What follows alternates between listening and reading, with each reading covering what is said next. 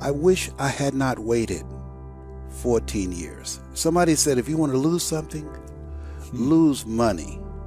You can get that back. 8 out of 10 millionaires have been financially bankrupt. Walt Disney filed bankruptcy 7 times and had 2 nervous breakdowns. But don't lose time. There were 14 years I sat on the sideline. 14 years I said, I don't have an investor in me like Tony Robbins. 14 years that said, I don't have an MBA or a PhD, and I can't compete with these guys. I have the complexion of rejection. 14 years I silenced myself. Wow. And so I regret that, because there are some people that maybe if they'd heard my voice, they would not have turned to drugs. If they'd heard my voice, their lives would have taken a different direction. And I can't get those 14 years back. That haunts me, and I think that drives me when I speak with such energy. I'm trying to make up for that time, but I can't. A time of great uncertainty and a time of change that's taking place around the world, and a time when people are feeling a great deal of anxiety and fear and reservations about the future, at a time when people are going to work and don't know whether or not they will have a job when they get off, and not necessarily because of their performance, but because of what's happening in the economy. At a time when there are challenges, more so than ever before, in personal relationships. We look at what's happening on the crime level and what's happening with our youth. That many times I'm sure that we've all taken time just to stop and reflect. Many times when we hear what's happening in the news or read the newspapers, where's all of this leading to? What's going on here?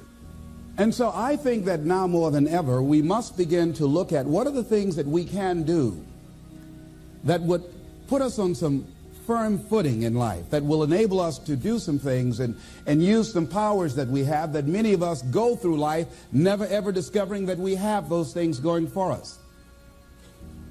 And part of that, I believe, is knowing what it is your life worth. What is it that gives your life a sense of meaning and purpose?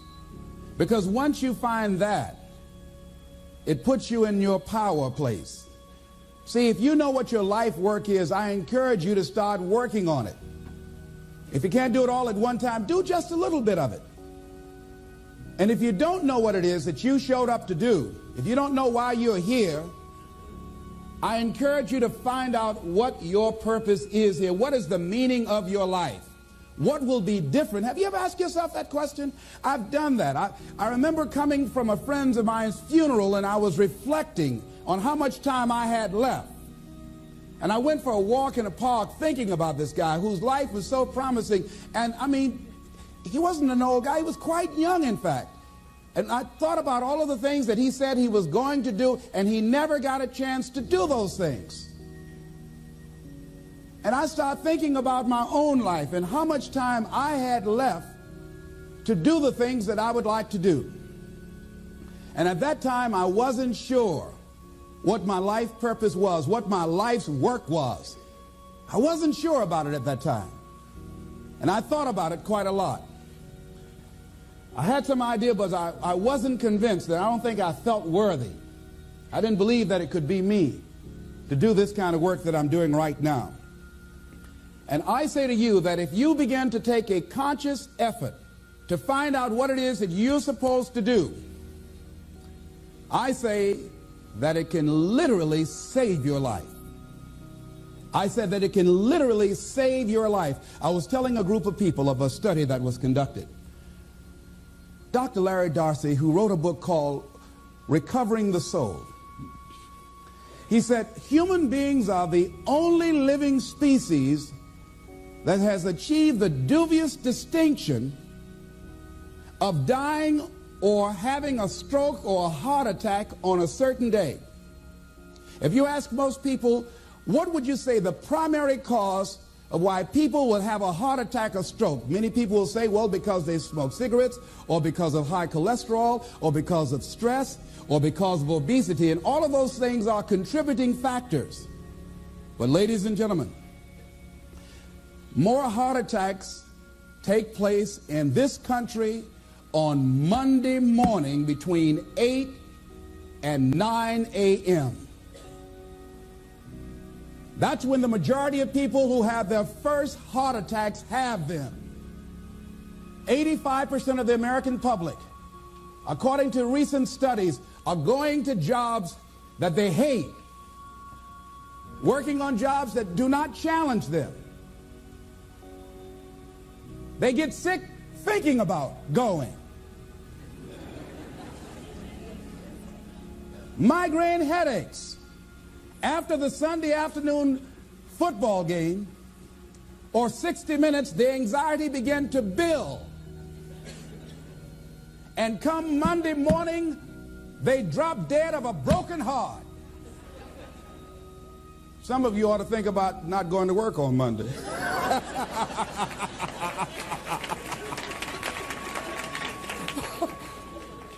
Think about that. People are literally dying to go to work.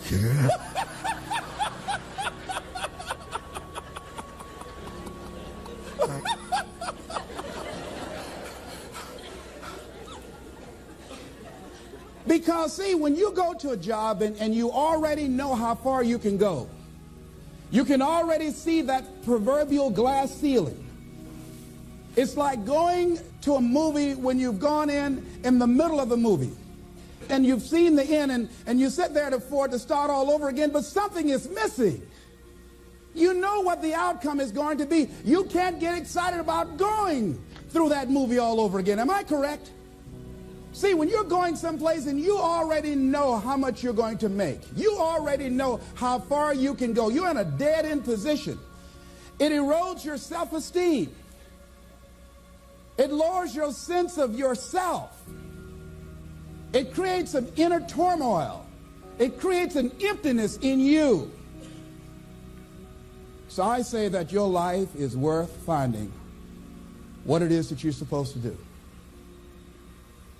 And I'm not saying quit your job. I'm saying find it and do just a little bit of it. When I wanted to become involved in speaking, I started just learning quotes, listening to other people's tapes, going to seminars, going to workshops, asking other people to help me.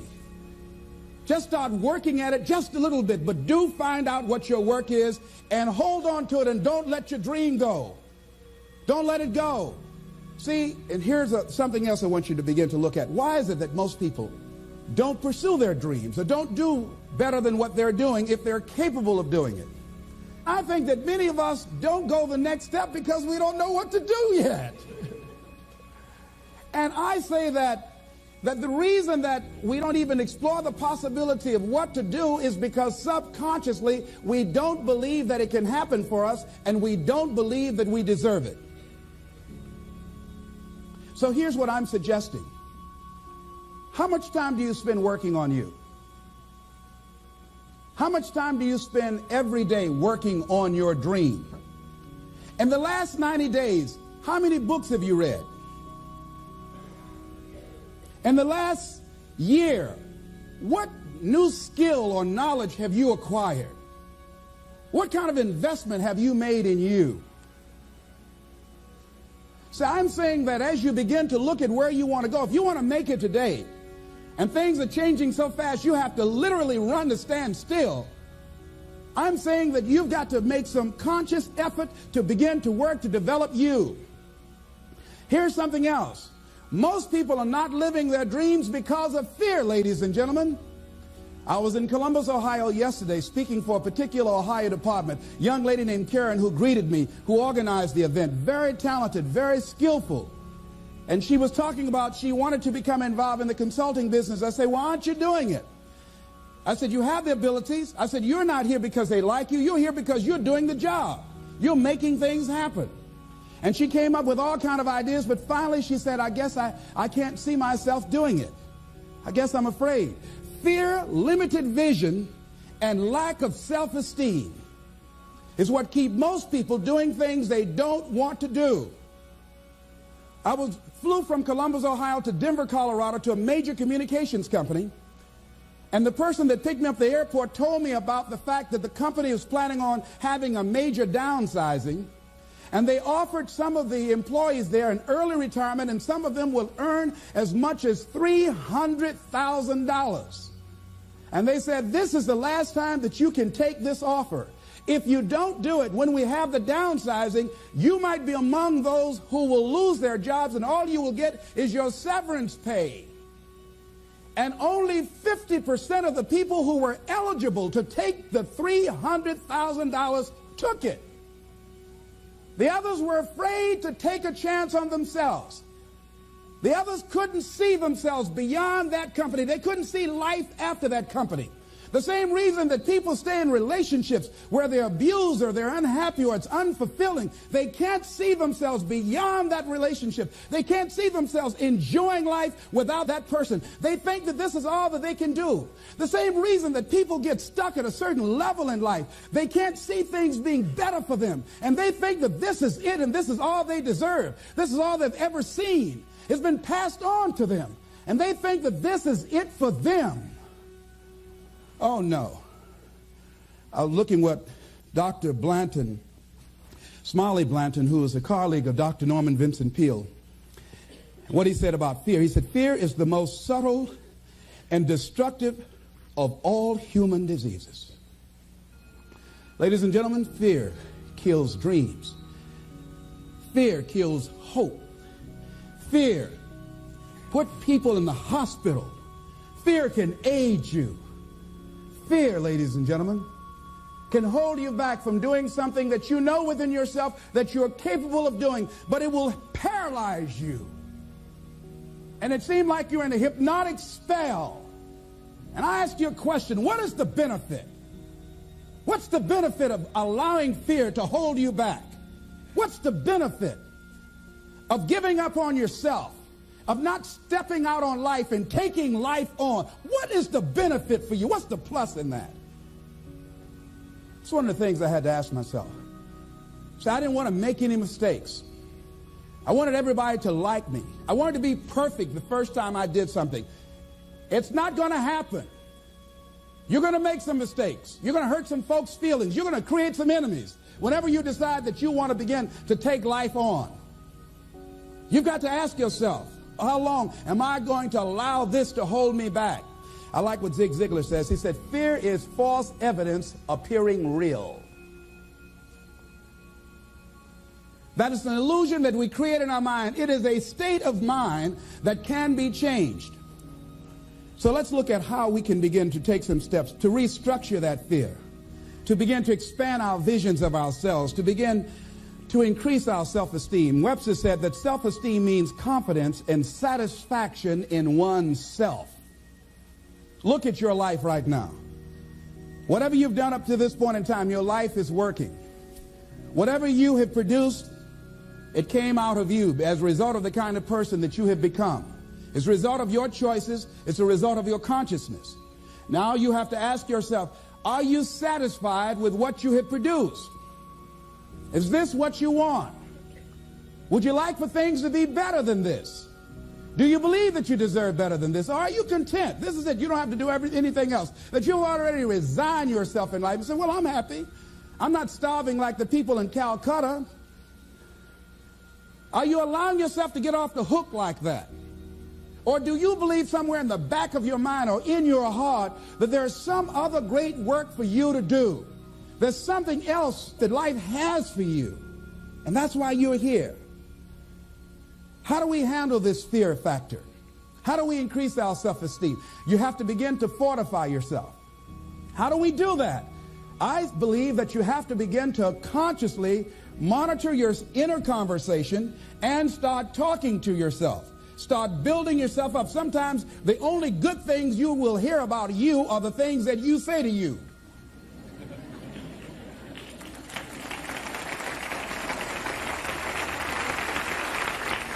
Young lady that was in the audience this afternoon said to me, I told myself yesterday for the first time, I'm proud of me. And she said, I felt good about that. So I'm saying learn to be your own booster. Start building yourself up. Start encouraging yourself. Start saying, I can do this. I can make this happen. When I started thinking about becoming a speaker, I said, yes, I can do this. I can make this happen. When I start trying to convince myself I can be a businessman after flopping and failing and losing thousands of dollars and feeling stupid and dumb and having people take advantage of me because of what I didn't know, I had to talk to myself because people were saying to me that I was dumb. And somewhere in the back of my mind, I was saying, you're right. Look at what I've done. I had to say, no, Les. Hey, come on, man. Get yourself together. You can handle this. You just haven't figured it out yet. It's all right. This is your training period. This is the tuition you have to pay for what you don't know. You can do this. Other people have done it. It doesn't take an Einstein. Get you some people that can teach you some stuff that you don't know. Get you some people that have done it successfully and learn from them. Take some seminars, workshops, read some books on how to manage a business. Change the way you see yourself and begin to tend to the personal details. Understand that nobody's going to take care of your business better than you. And when I start changing that kind of mindset of beating myself up because of my mistakes and start looking at the possibility of my doing better, of my making the adjustment that would enable me to do what I want to do successfully, things begin to change. And I'm saying, stop beating up on yourself. You do it. I know you do it. I've done it. It's a natural inclination for us to put ourselves down. See, we are born negative, I think, in a negative consciousness because we live in a negative world. So you don't have to teach children to lie. They'll lie automatically. Did you wet in your pants? No, I did not. Well, what is that? I don't know. You don't have to encourage kids to misbehave. They will do it by themselves. You don't have to encourage them to do the wrong thing. They will do it automatically. You have to correct their behavior. So I'm saying that we have to work through the challenges of life in learning how to begin to work to fortify ourselves. Repeat after me, please. I can live my dream. I can find my purpose in life. And live my purpose. I deserve more from myself. I deserve more from life. Shake somebody's hand on your right and left and say, you deserve more from life too.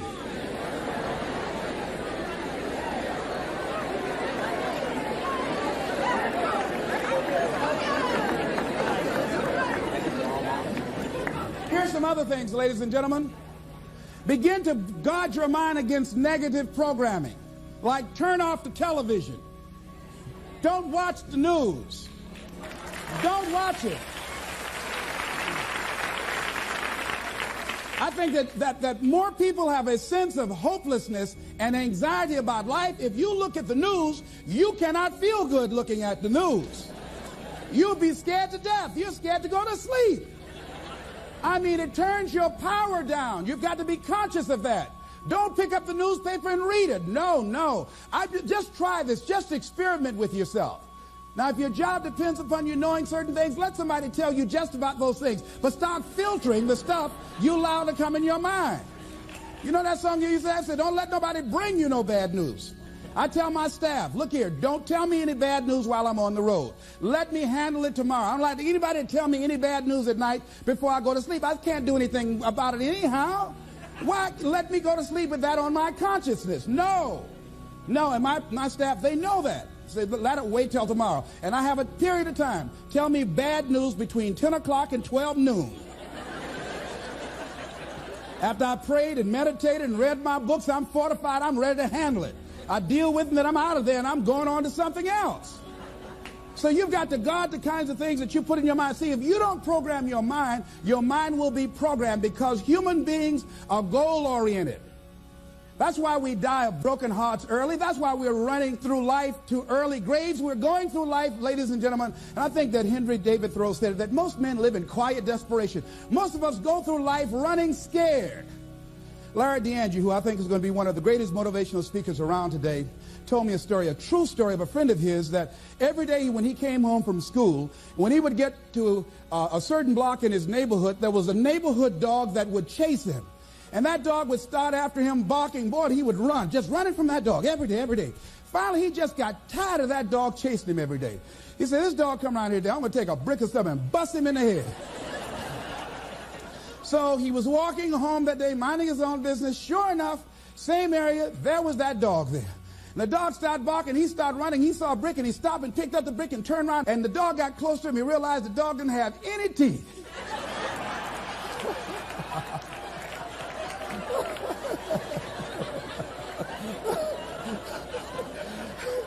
He said he put the brick down and said, "Get on out my way." And ladies and gentlemen, all our lives, many of us go through life running from things that ain't got no teeth to do us any harm.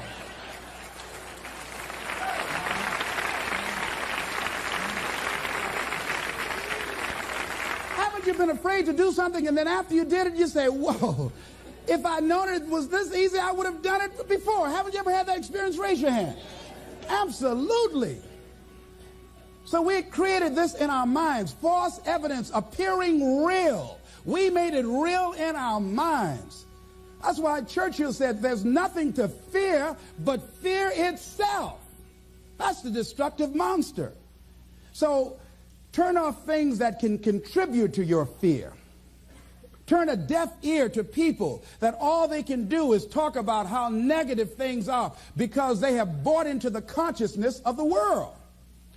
Start attending workshops, seminars, listening to tapes on a daily basis to begin to recondition your mind, to retrain your thinking. Faith comes by what? Hearing and hearing and hearing. Listen to things that can empower you, that can enable you to create a new reality for yourself, and a new life for yourself. You might appear to be strange around most people. You know, most people think you're strange if you're happy today. People say, "How you doing?" I said, "Better than good." "Whoa, what's wrong with him?" Just go around smiling and watch people. Look at this. Is this a weird guy over here? Because most people don't smile. Watch them. Look at their faces in the morning. Here we go, another Monday morning. "How you doing?" "Haven't had my coffee yet. Don't ask me." See, these people have not found their purpose in life. That's why they're grumpy. That's why they're miserable. That's why they're so negative. They're hurting and they want to hurt other people. So start practicing using programs for your mind. Seminars, books, workshops. Keep a journal. Record your thoughts. What's happening with you? Every day when you get up, have a journal near you. I use a Jack Boland journal so that I can write down my ideas. I keep it by my bed so I can write down my thoughts. See, ladies and gentlemen, we get 3 to 4 thoughts a year that if we would act on those thoughts, they could change our life. Don't say, "Well, I'll remember that." No, write that thought down. I got a thought today I wrote down. A friend of mine is in the hospital. His morale is low. They're talking about amputating his foot. He's got to feel very bad. So I said, "You know, I'm not only am I going to see him, but I can't be there with him all the time." I said, "I'm going to create a tape for him that he can listen to that will heighten his level of morale." We told him the other night, "Don't go to surgery. You are depressed. Your energy level is down." No, tell him not now. Don't do it now. In fact, most doctors who have any sense of awareness don't perform surgery on patients that are in a state of fear, that don't think they will make it. They wait till they're in a different state of mind. So I said, "What about making tapes for people that are facing physical challenges?" I said, "That's a good idea." All right?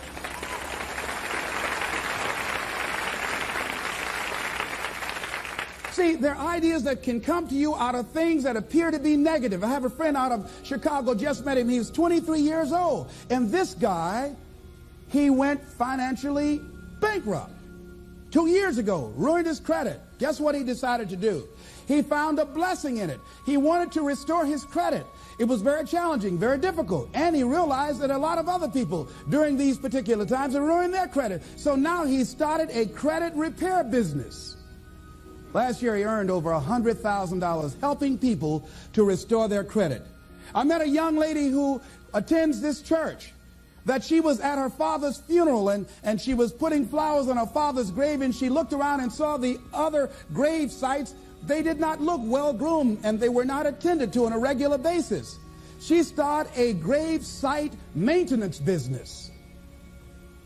Out of that tragedy, something positive has come out of it. And now she's earning more money doing that than on her present job.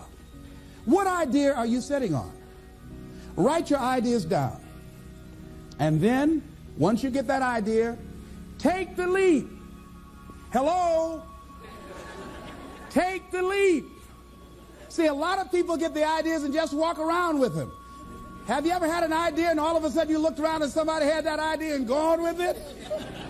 Think you're going to be going with my hospital idea. Forget that, buddy. We will be out there together, Jack. Take the leap. See, it's out here in the universe. If you don't take the plunge, I guarantee you, somebody else will. Take the plunge. Go into action. And ladies and gentlemen, you will be surprised at how things will come together. You'll be surprised. Now, you're going to have some difficult challenges. I can tell you that now. Be aware of that. Things are not going to work out exactly right. For a time they will, sometimes. And that's when life is just playing a game with you. Want you to feel good and relax. And then after a while, say, okay, the honeymoon's over now. And then life will come over there and slap you side the head. Say, what you doing out here? Well, this is my dream life. Is that right? Come over here a minute. Oh, you went to the seminar, huh? Come here. I can tell you that. But ladies and gentlemen, go into action with your dream.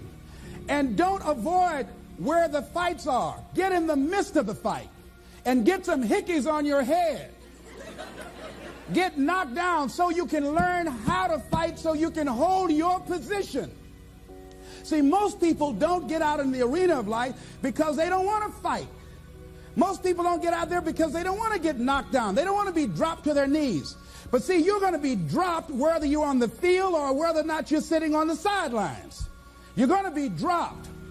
So at least get dropped for something. Don't get knocked down while you're sitting down. See, that's how most people are spectators in life. You don't want to be a spectator. You want to get out in the field where the action is. And you will be amazed. After the struggle, there will be a calm period and things will begin to click for you. Come out here with what you got. You don't have enough money? Don't worry about it. You got the dream. You got the idea. You don't have enough resources? Don't worry about it. You need some help? Don't worry about it. You get out here in the arena, someone will look at you and become inspired and say, hey, can I help you? But if you're sitting up on the bleachers, nobody's going to ask you anything. You've got to get into the flow of action. Frances Harth called me from Chicago. She had been sitting on an idea of a show that she wanted to produce for 10 years called Mind-Body Connection. So someone saw me speaking in Chicago at a sorority convention and said, I saw a guy that perhaps can host this show for you who has energy and charisma. She called me. She was so fired up. I said, listen, on the day that you want to do that, I'm speaking in Chicago. I can do it for you. And I said, by the way, I met somebody 2 weeks ago in Baltimore who has an idea of the same type of show, and she's doing it on radio. Why don't you call her?